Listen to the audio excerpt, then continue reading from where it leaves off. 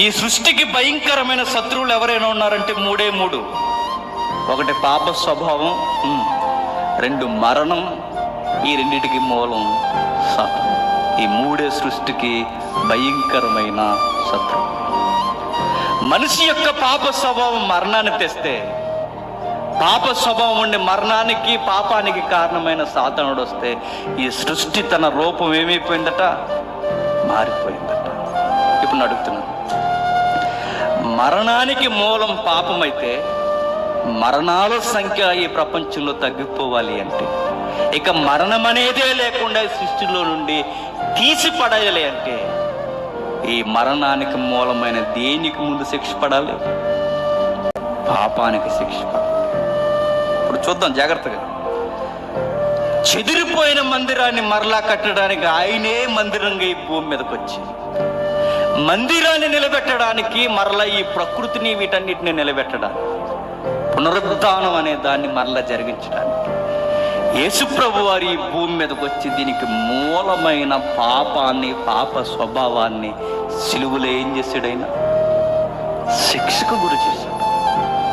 వింతైన మాట ఏంటంటే, బైబిల్ మనం చదువుతున్నప్పుడు పాపానికి శిక్ష విధింపబడింది అని బైబిల్ రికార్డ్ చేస్తుంది. పాపానికి ఏమైందట? పాపానికే శిక్ష వేయబడిందట. పాపానికి ఎక్కడ శిక్ష వేయబడిందంటే, కలవరిగిరి మీద సిలువలో ఎవరికి శిక్ష విధింపబడిందంటే యేసుక్రీస్తు అని ఆగిపోకండి. బైబిల్ ఏం చెప్తుంది? పాపానికి శిక్ష వేయబడింది. పాపానికి శిక్షణ జరిగింది. పాపానికి పనిష్మెంట్ జరిగింది. బైబిల్ ఏమని మనకు బైబిల్ బోధిస్తుందంటే, సృష్టిలో ప్రధానమైన శత్రువులు, ఈ ముగ్గురు శత్రువులో ఒక శత్రువు కలవరిగిరి మీద, పాపం అనే శత్రువు ఏమైపోయాడట? ఓడిపోయాడట. గుడ్ ఫ్రైడే అయింది, శుక్రవారం ఎందుకు మంచిదయింది? శుక్రవారం కనుక మంచిదైంది అనకూడదు. శుక్రవారంలో, శుభ శుక్రవారంలో, మంచి శుక్రవారంలో ఏం జరిగిందంటే, నా పాపమైన మూలమైన శత్రువుని ఆ రోజు సిలువలో ఆయన ఏం చేశాడు? పాపానికి శిక్ష చేశాడు. పాపానికి ఎప్పుడైతే శిక్ష చేశాడో పునరుద్ధానం అనేది జరగడానికి రెడీ అయిందట. పునరుద్ధానం అంటే ఇక రెండవ శత్రువు ఎవరు? మరణం. బైబిల్ ఎంత చక్కగా నడుస్తుందో చూడండి. పాపానికి శిక్ష విధింపబడిన తర్వాత ఇక రెండవ శత్రువైన మరణాన్ని, మరణం చేత బంధించడానికి 3 రోజులు ఎక్కడున్నాడంట ఆయన? ఈ మరణపు పడకలోకి వెళ్ళాడంట ఆయన. కలవరిగిరి మీద పాపానికి శిక్ష చేశాడు, మరణాన్ని మరణం చేత బంధించడానికి భూగర్భంలోకి వెళ్ళాడు. మరణాన్ని బంధించడానికి రెడీ అయ్యాడు. అడుగుతున్నాను, పునరుద్ధానం అంటే ఏంటి చెప్పండి? డిక్షనరీ కొట్టండి ఇంటికి వెళ్ళిన తర్వాత. పునరుద్ధానం అంటే యథాస్థితికి రావడం అని. ఏంటట? యథాస్థితి కంటే ఏదైతే ప్రారంభంలో ఉండేదో, ఏదైతే ప్రారంభంలో దేవుడు కోరుకున్నాడో మరలా స్థితికి రావడం. ఏది యథాస్థితికి వచ్చేది?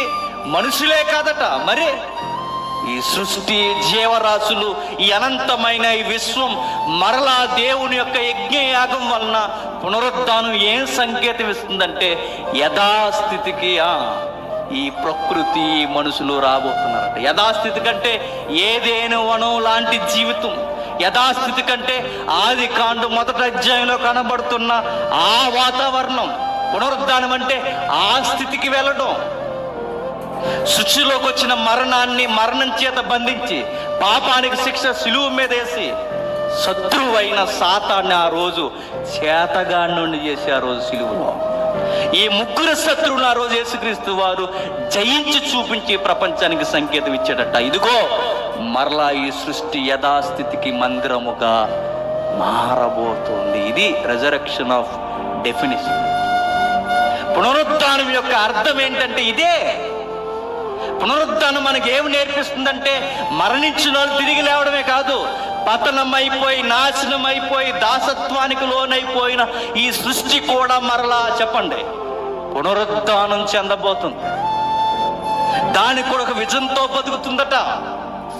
పాపం వల్ల ఈ ప్రపంచంలోనికి మరణం వస్తే అది మనుషులకి, జంతువులకి, సృష్టికి సంభవిస్తే ఈ సృష్టి కూడా దేవుని కుమారులే అనకండి, దేవుని కుమారుడు కొరకు ఎదురు చూసిందట.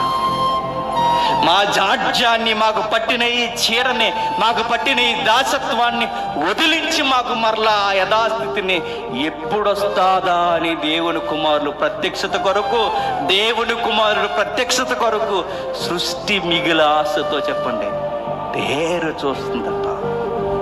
అంటే ఈస్టర్ సండే అనేది, ఈ పునరుద్ధాన దినం అనేది మనం పులకించిపోయేదే కదట. చెప్పండి, సృష్టి కూడా పులకించిపోతుందట. ఒక మాట కొంచెం ముందుకు తెగించి ఒక మాట అంటున్నాను. నాశనమైపోయిన గర్భంలో, నాశనమైపోయిన సృష్టిలో, దాని గర్భంలో యేసుక్రీస్తు వారు నిద్రపోయినప్పుడు 3 రోజులు ఎవరు గంతులేసుంటారు చెప్పండి? సృష్టి ఏం జరుగుతుంది, ఏం జరిగించబోతున్నాడు దేవుని కుమారుడు మా మదిలో, మాలో, మా గర్భంలో అని ఆశ్చర్యంతో తేరు చూశారు. ఎవరు?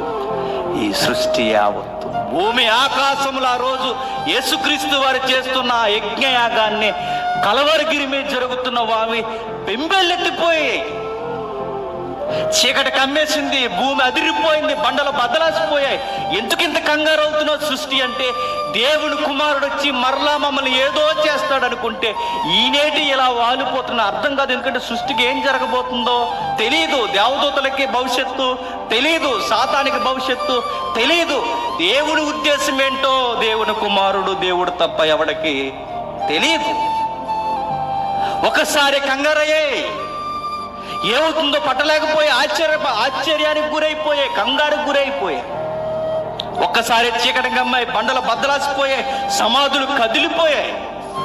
దేవుడు కుమారుడు జరిగిస్తున్న ఆ పాపానికి శిక్షణ బాహటంగా చూసాయి. ఆ రోజు పునరుద్ధానాన్ని ఎదురు చూసాయి. ఆ రోజు ఒక మాటలో చెప్పాలంటే, నువ్వు నేను నమ్మలేమేమో కానీ దైవత్వపు ఉనికిలో ఉన్న, దైవత్వపు సహవాసంలో ఉన్న దేవదూతలు దేవుని అంచనేయగలరు.